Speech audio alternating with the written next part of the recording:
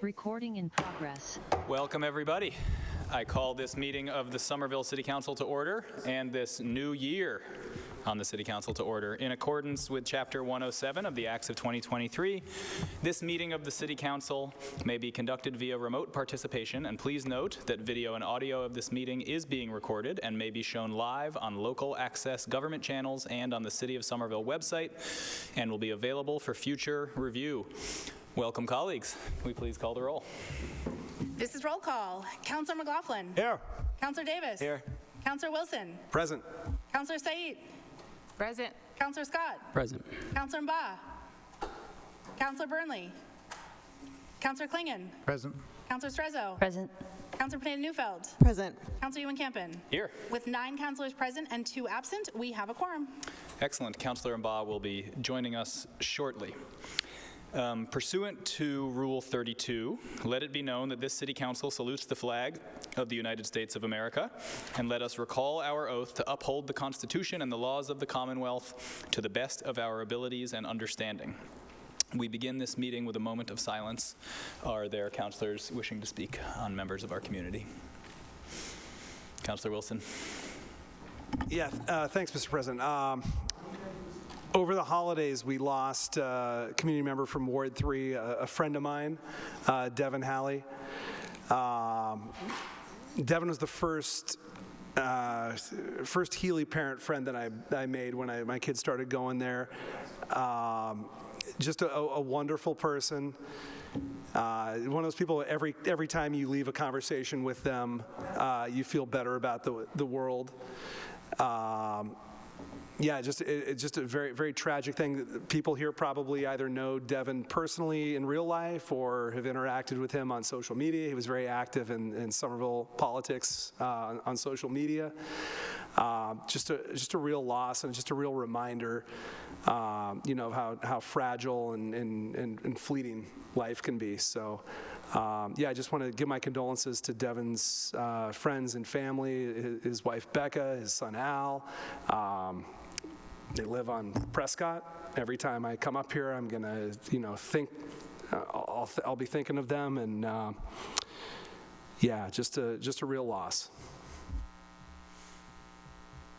Thank you, Councillor. I want to add my deepest condolences.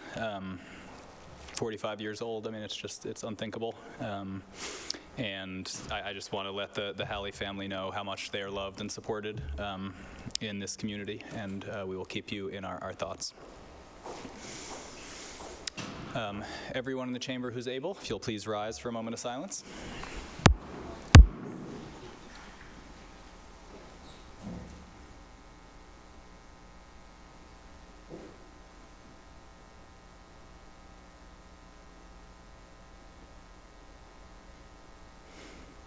Thank you. Colleagues, welcome back and welcome. So just very briefly before we get to the agenda, the ground rules. In terms of our agendas, we take items out of order at the request of councillors, and I just want to briefly let folks know that we take these up in order based on whether there are members of the public wishing to speak. After that, if there are members of staff that are here to speak, and after that, if there are items that councillors or the mayor's office has requested, we'll take those up kind of in that order typically, and we take those up usually after the public hearings.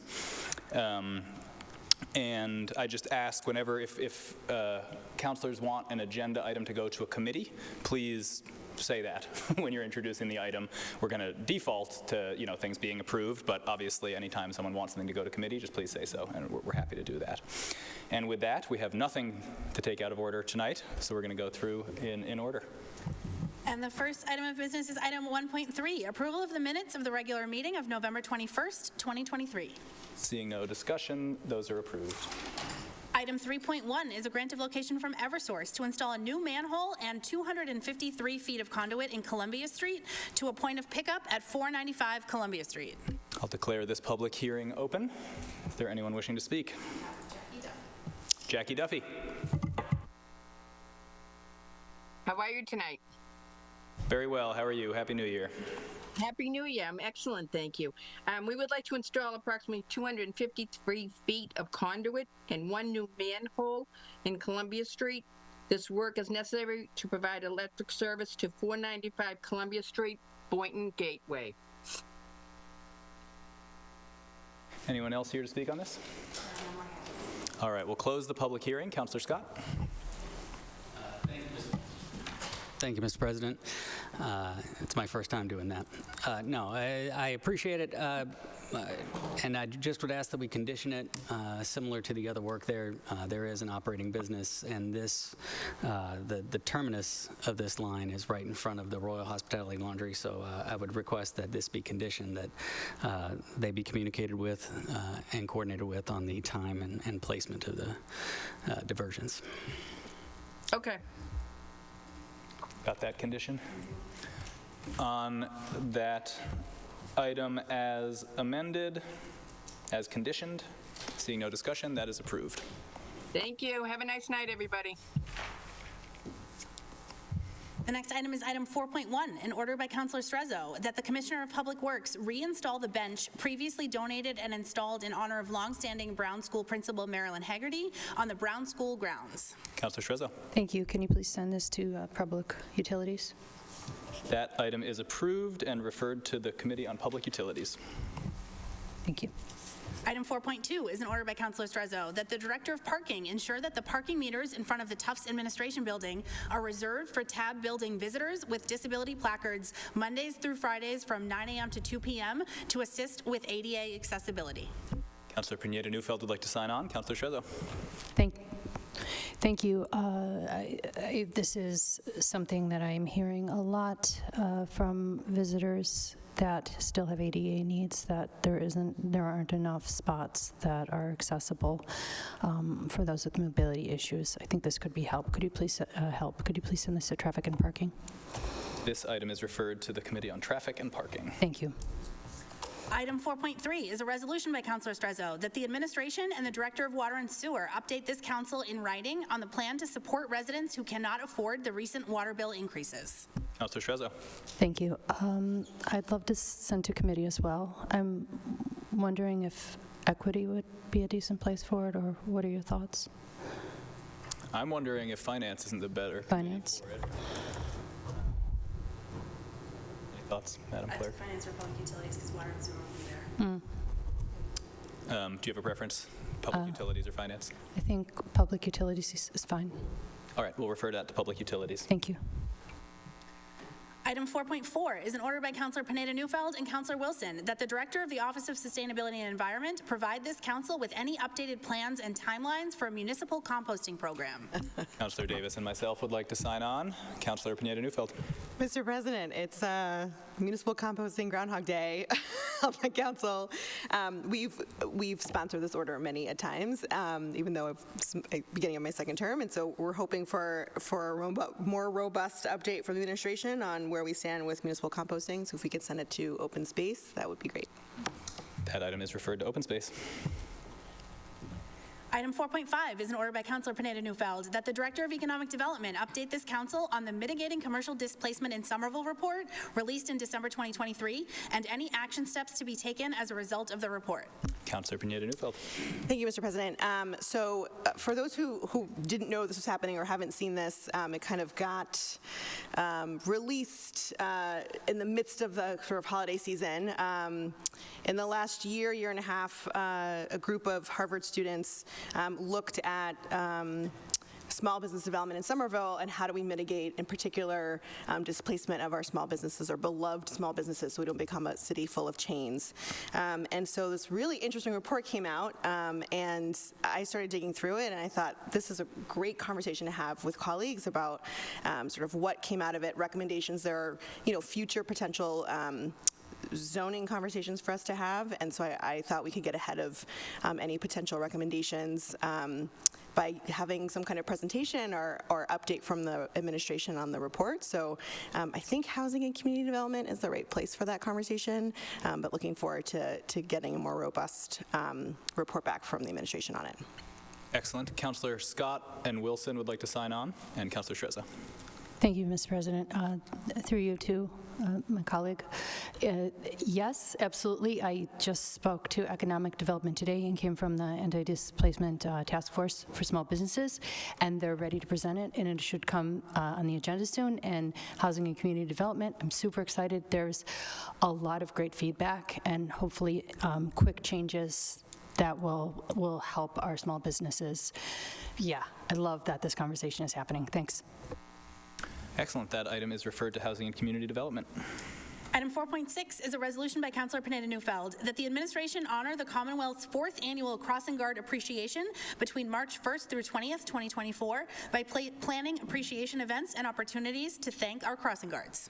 Councilor Strezzo would like to sign on. Councilor Pineda-Neufeld. Thank you, Mr. President. So this is something that happens across the state, and I, in recent history, couldn't find any information that Somerville had ever participated. And, you know, we talk a lot on this council and in Housing Community Development Committee in particular, and in finance, when I sat on finance, about the importance of our crossing guards in the city and the service that they provide for our families and our children and our community members to cross our busy streets. And so this is something that happens across the Commonwealth, this Crossing Guard Appreciation Week or month, however you want to plan it.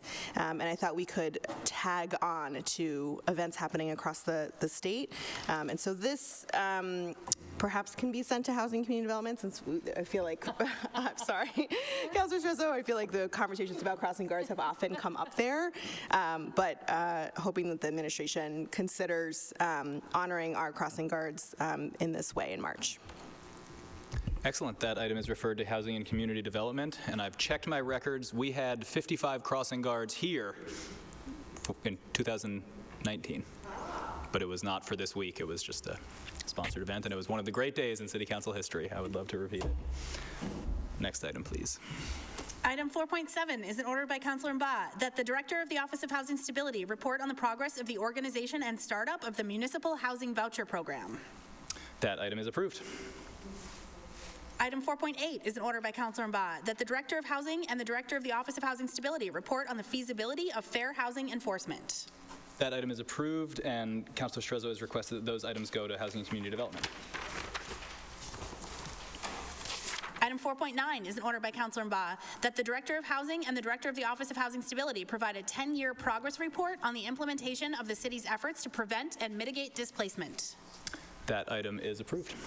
Mr. President, could I move to waive the readings of items 7.1 to 7.7, 10.8, and 10.9, and ask those be sent to Finance? Thanks. Those items are referred to Finance. Mr. President, can we move to waive the readings of 7.8 and 7.9 and send them to confirmation of appointments, please? Those items are referred to confirmation of appointments. And that brings us to item 9.1. Okay, I have these items. I am not the chair or the vice chair of this committee, but they are both absent at the moment. I would like items 9.1, 9.3, 9.7, 9.8, 9.10 through 9.16 to be approved this evening. And I would like to send a committee 9.2, 9.4 through 9.6, 9.9, and 10.11.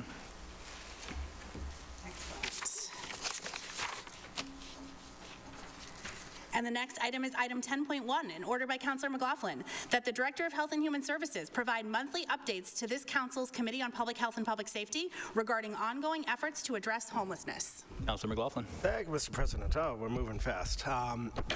So I'm pretty sure I already have orders like this on the agenda, but just to let people know what I'm trying to do. And thank you, by the way, for making me the chair of the Public Health and Safety Committee. It's a committee I've served on for several years, but I've never been chair.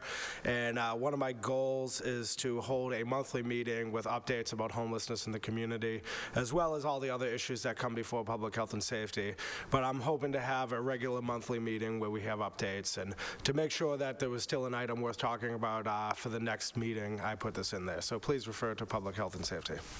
Excellent. Councilors Strezzo, Wilson, and Davis would like to sign on. That item is referred to Public Health and Public Safety. Item 10.2 is an order by Councilor McLaughlin that the Director of Mobility update the Ward 1 City Councilor on the status of the Kensington Connector. Councilor McLaughlin. Mr. President, this is an item that has seen some progress, but it's been many years. So those of you who don't know, the Kensington Connector is the underpass to I-93 that connects East Somerville to Assembly. And we're trying to get area beautification, art, lighting. There's been several steps. There's been improvements, but I just want to finish this thing. It's been several years, and I'm looking forward to getting it done. So just looking for an update on this and hopefully get it done soon. Councilor Strezzo. I want to thank my colleague for putting this forward, and I would like to also add, and to the, not officially, but perhaps make it less smelly. Thank you. I have seen recently, first of all, it's a spot that always gets dirty. There's always trash down there, and the Mass DOT was down there cleaning up. But it is a place that requires regular maintenance, and lighting, visibility, things like this generally discourage people from trash in areas. So hopefully we can get it done. The equivalent of beautification for odors is known as waftscaping. Just Glad education. to know that.